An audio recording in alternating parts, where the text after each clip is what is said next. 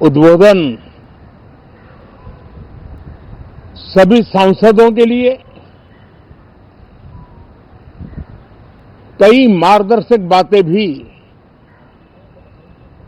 कल आदरणीय राष्ट्रपति जी ने सदन में सबके सामने रखी है।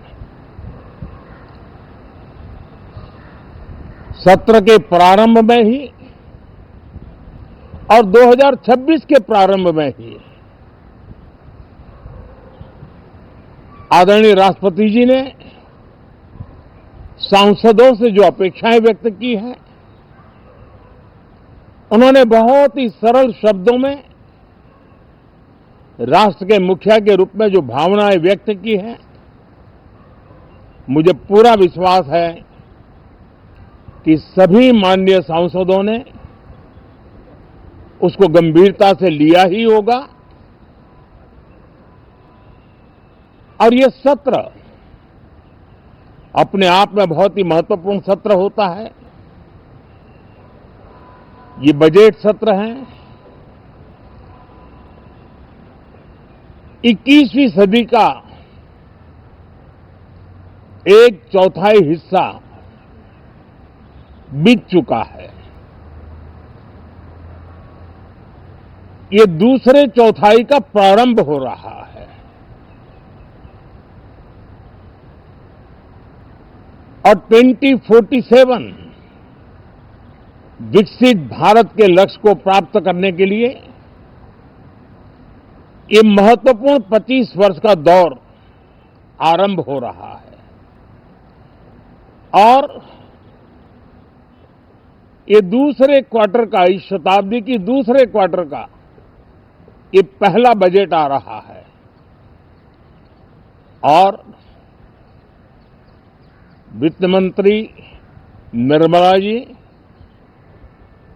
देश की पहली वित्त मंत्री ऐसी है, महिला वित्त मंत्री ऐसी है जो लगातार 9वीं बार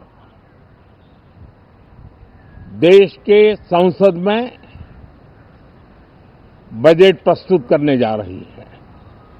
ये अपने आप में एक गौरव पल के रूप में भारत के संसदीय इतिहास में रजिस्टर हो रहा है। साथियों, विश्व वर्ष का प्रारंभ बहुत ही पॉजिटिव नोट के साथ शुरू हुआ है। आत्मविश्वास भरा हिंदुस्तान आज विश्व के लिए आशा की किरण भी बना है, आकर्षण का केंद्र भी बना है। इस क्वार्टर के प्रारंभ में ही भारत और यूरोपियन यूनियन का फ्री ट्रेड एग्रीमेंट आने वाली दिशाएं कितनी उज्जवल है,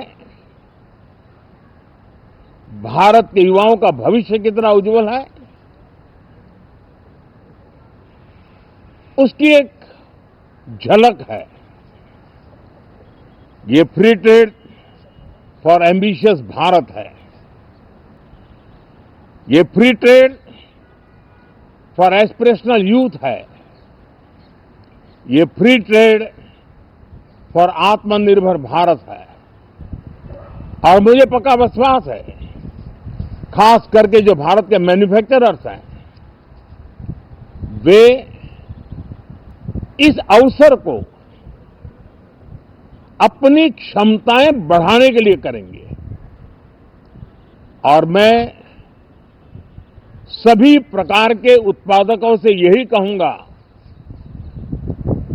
कि जब भारत यूरोपियन यूनियन के बीच मदर ऑफ ऑल डील्स जिसको कहते हैं, वैसा समझौता हुआ है, तब मेरे देश के उद्योगकार, मेरे देश के मैन्युफैक्चरर्स अब तो बहुत बड़ा बाजार खुल गया। अब बहुत सस्ते में हमारा माल पहुंच जाएगा। इतने भाव से वो बैठे न रहे।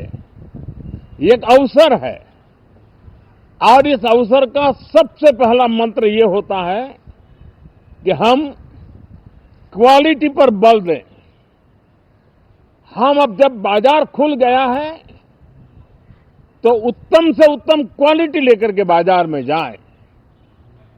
और अगर उत्तम से उत्तम क्वालिटी लेकर के जाते हैं तो हम यूरोपियन यूनियन के 27 देशों के खरीदारों के पैसे ही कमाते इतना नहीं, क्वालिटी के कारण से हम उनका दिल जीत लेते हैं और वो लंबे अरसे तक प्रभाव रहता है उसका, दशकों तक उसका प्रभाव रहता है। कंपनियों का ब्रांड देश के ब्रांड के साथ नए गौरव को प्रस्थापित कर देता है और इसलिए 27 देशों के साथ हुआ ये समझौता हमारे देश के मछुआरे, हमारे देश के किसान, हमारे देश के युवान, सर्विस सेक्टर में जो लोग विश्व में अलग अलग जगह पे जाने के उत्सुक हैं, उनके लिए बहुत बड़े अवसर लेकर के आ रहा है। और मुझे पक्का विश्वास है एक प्रकार से कॉन्फिडेंट, कॉम्पिटिटिव और प्रोडक्टिव भारत की दिशा में ये बहुत बड़ा कदम है। साथियों, देश का ध्यान बजट की तरफ होना बहुत स्वाभाविक है, लेकिन इस सरकार की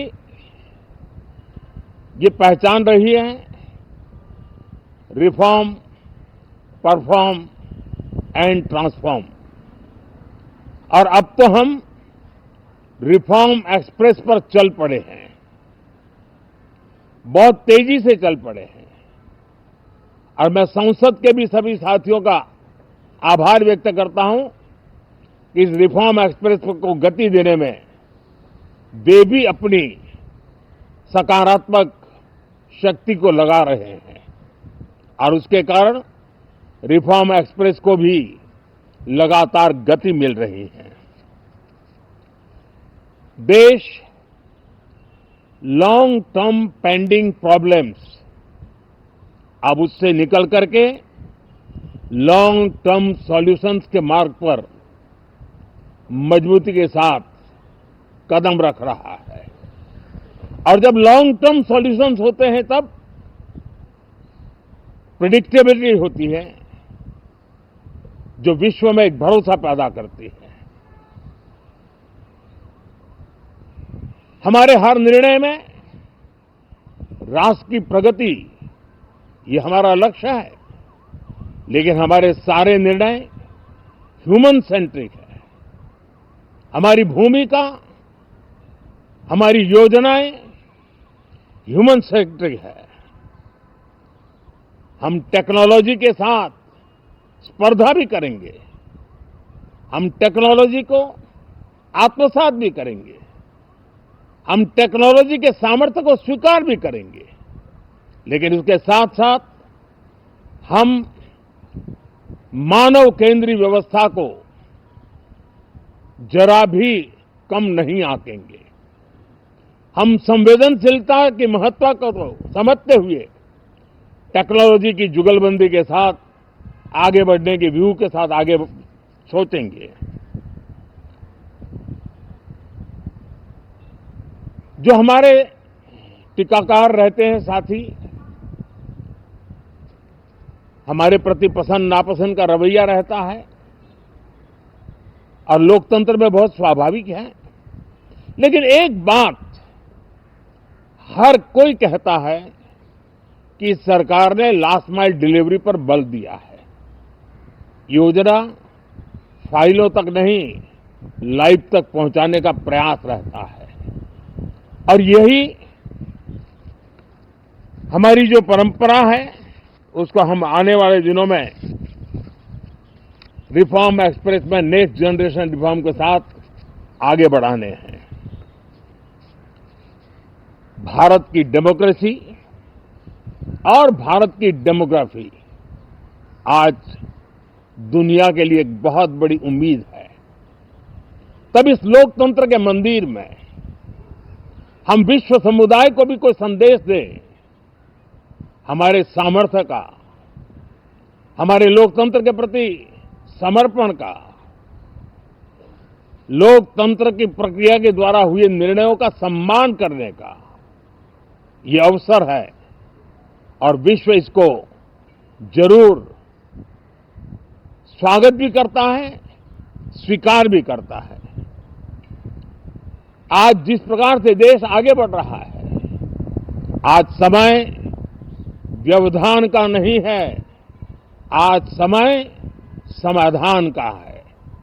आज प्राथमिकता व्यवधान नहीं है, आज प्राथमिकता समाधान है। आज भूमिका व्यवधान के माध्यम से रोते बैठने की नहीं है, आज हिम्मत के साथ समाधानकारी निर्णयों का कालखंड है। मैं सभी माननीय सांसदों से आग्रह करूंगा कि वे आएं, राष्ट्र के लिए आवश्यक समाधानों के दौर को हम गति दें, निर्णयों को हम शक्ति दें और लास्ट माइल डिलीवरी में हम सफलतापूर्वक आगे बढ़ें। साथियों, आप सबका बहुत बहुत धन्यवाद, बहुत बहुत शुभकामनाएं।